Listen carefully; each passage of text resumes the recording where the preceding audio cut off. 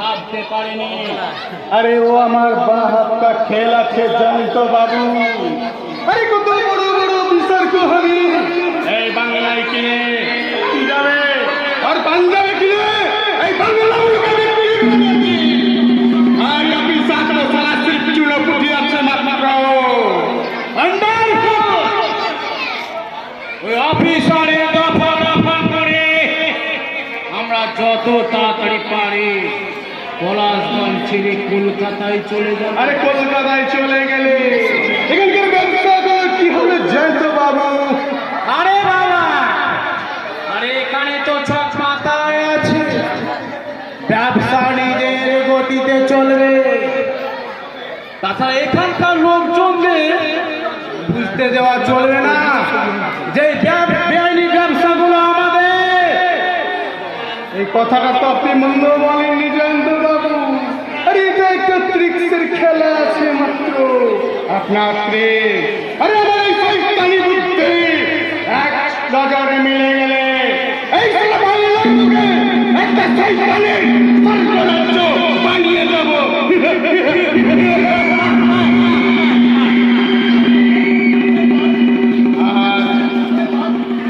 আমি একবার ওই 3 নম্বর বাটিখানা থেকে ঘুরে আসি, পরে আপনার সঙ্গে জরুর দেখা হবে আর বাতচিত भी হবে। জয় রামজি কি।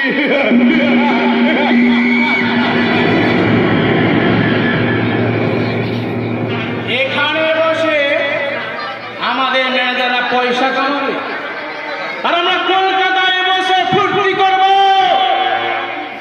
কলকাতার রঙিন জীবনটা আমাকে হাত ছাড়ি দিয়ে ডাকছে, আর সেই স্বপ্নের রঙিন নন্দন কাননে একদিন না একদিন মাস্টারের মেয়ে দুর্গাকে তুলে নিয়ে গিয়ে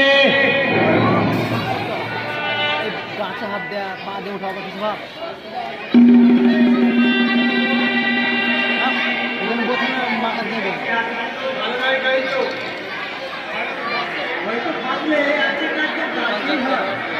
আরে পড়াশোনা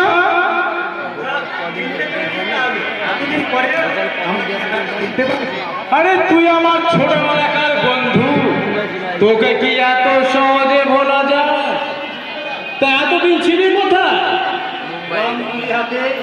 ভারতবর্ষের পথিঘাটে মুম্বাই গেছিলাম। মুম্বাই কেন জানিস? মাত্র একটা ছবি, এক সপ্তাহ আগে এলো। এখনো তুই ছবি আঁকিস? এক সপ্তাহ মুখস্থ করে আছে। ছবি আঁকা জীবনের হবি, কিন্তু বর্তমান ভারতবর্ষে ছবির কোনো সাবজেক্টই নেই। সাবজেক্ট নেই? আরে হাস্যকর ব্যাপার। হাস্যকর নয়, বাস্তব সত্য। যে দেশে হাজার হাজার কালোবাজারি চিট ফান্ডের মালিক সুদীপ্ত সেনেরা 5 স্টার হোটেলে বসে খুশির জোয়ারে ঘন্টায় ঘন্টায় কোটি কোটি টাকা উড়িয়ে দিচ্ছে, অথচ সেই দেশে 50 জন মানুষ দুবেলা দুমুঠো ঘন্টার পর ঘন্টা লাইনে অপেক্ষা করছে। আরে কথা আমি শুনি, দেখছিস না টিভি পর্দায় নেতা মন্ত্রীদের নোংরা অসভ্য ভাষণের জন্য সিঙ্গুর নন্দী গ্রামে আকাশের আর অশান্তির কালো মেঘ ভাঙর শালবনি কামদনি ক্ষোভে ফুটছে। পৃথক রাজ্যের দাবিতে দার্জিলিংয়ে আগুন জ্বলছে। এই মুখরোচক লাইন আমাকে শুনিয়ে কোনো লাভ হবে না।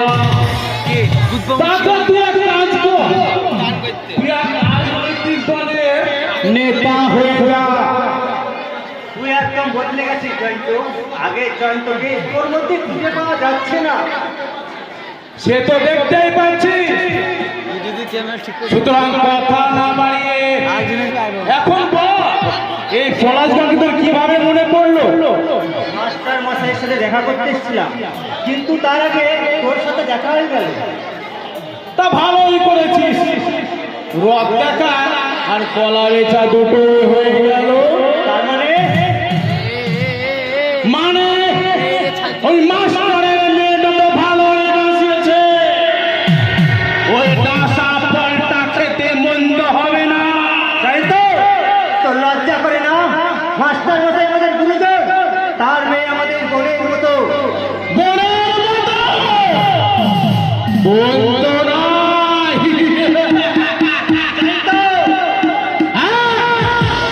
এই জয়ন্ত, আর জয়ন্ত যা চাই তাই পা, আর যা চায় না তা জোর করে আদায় করে নেয়। তারপর জীবন জোরে ছড়িয়ে দেয় মুঠো মুঠো সুখ, আনন্দ, পার্টি, গাড়ি, বাড়ি, সোসাইটি। এদেশের মানুষের আজও হাসপাতালের পরিবর্তে ফুটপাতে বিনা চিকিৎসায় কুকুর বিড়ালের মতো মরতে হয়। ছোট ছোট ছেলে মেয়েদের মিড ডে মিলে ভাত খেয়ে বড় হতে হয়। এদেশের মেয়েদের পথ কিংবা স্কুল পথ কিংবা চলতে গিয়ে ধর্ষিতা হতে হয়। সে দেশের মানুষের গাড়ি বাড়ি সোসাইটি স্বপ্ন দেখাটাই আমার চোখের অপরাধ। অপরাধ তোমার কাছে, যার ক্ষমতা নেই তার কাছে। ক্ষমতা আমার আছে। এখনো আমার এক একটা ছবি হাজার হাজার লোক লক্ষ লক্ষ টাকা দাম দিয়ে কিনতে চায়।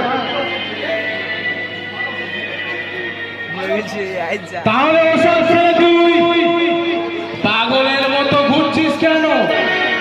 সত্যিকারের পাগল নয় বলে আমি আমার ছবির হাত ধরে এই শহরের নরক থেকে এই বাংলার সবুজ মাটির স্বর্গে উঠে আসতে চেয়েছিলাম, যেখানে আজও সন্ধ্যাবেলায় প্রদীপ জ্বলে, শাঁখ বাজে, মায়েদের মুখে ঘরে ঘরে শোনা যায় লক্ষ্মীর পাঁচালী। আরে যা যা! তুই প্রস্তাবের লোকের মেয়ে আনছিস তাই তা আমাকে ভোলাতে পারবি না।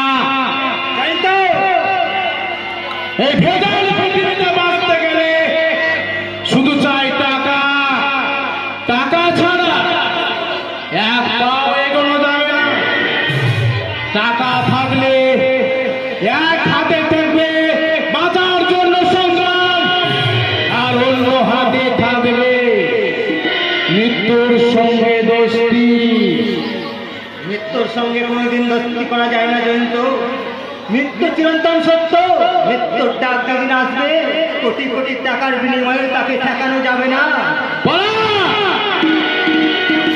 ফিরে আয় জয়ন্ত, তোর ওই ভোগ বিলাসের শব্দ দেখা বন্ধ কর, বাস্তবে কুটির মাটিতে নেমে আয়।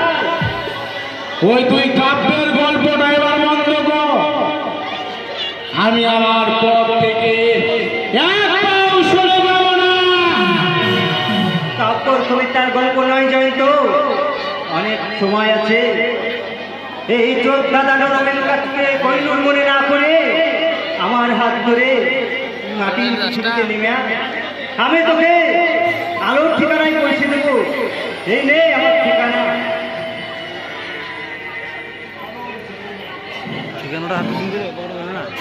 আলোর ঠিকানা। এই জয়ন্ত বাড়িতে আলোর ঠিকানায় পৌঁছে দেবে সামান্য একটা রংপুরিয়ালা পলাশ সামন্ত। পলাশ, তুই হয়তো জানিস না আমার এই বর্তমান সম্পত্তির হিসাব করতে গেলে তোর মতো 100টা চিত্রশিল্পীর 100টা দিন সময় লেগে যাবে।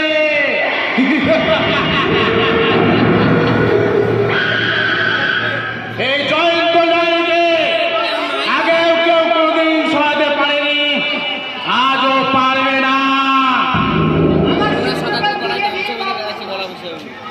আমার সূর্যকে ফিরিয়ে দিন। ওকে আপনাদের কোথায় লুকিয়ে রেখেছেন? সূর্য ছাড়া যে নয় আর কেউ নেই বাবু। কেউ নেই। তোর সূর্য?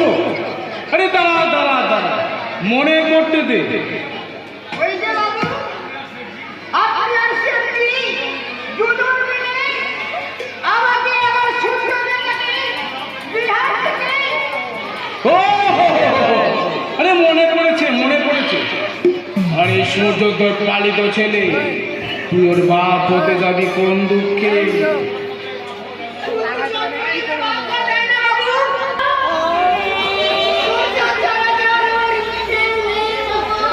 আরে আছে আছে, টাকা আছে টাকা। টাকা? সব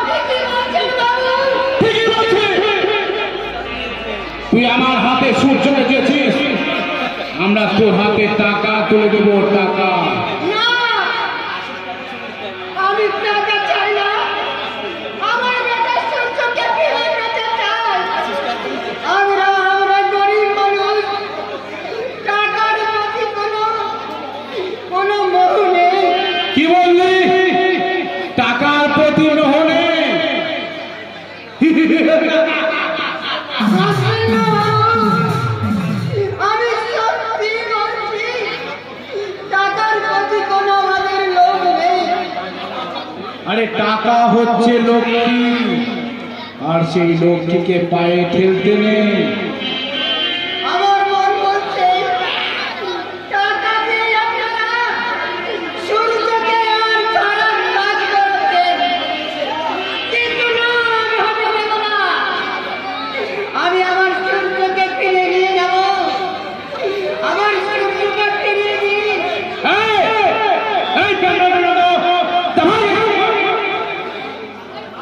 না, আমি আমার বেটাকে না নিয়ে আমি এক পাও নড়ব না। এই শোন, মাথা গরম করিস না। তোর সূর্যকে আমি ফিরিয়ে দেব, তবে 2-4 দিন পর। না, আমি বুঝে গেছি আপনারা টাকা চড়ে মা বাবার কোল থেকে ফিরিয়ে নিয়ে তাদের হাতে ধরিয়ে দিচ্ছেন বন্ধু, তাদের বুকে চালিয়ে তুলছেন রক্তের নিশা। না, আমি বেঁচে থাকতে সূর্যকে দিয়ে খারাপ কাজ করাতে পারবেন না। আরে জয়ন্তরারি কথাই যা বলে, কাজেও তাই করে। তাই আমার শেষ কথা শুনে না। আরে শ্রেষ্ঠ যখন ফাঁদে পা দিয়েছে, ফাঁস তখন লাগবে। বেশি চাচামেচি করলে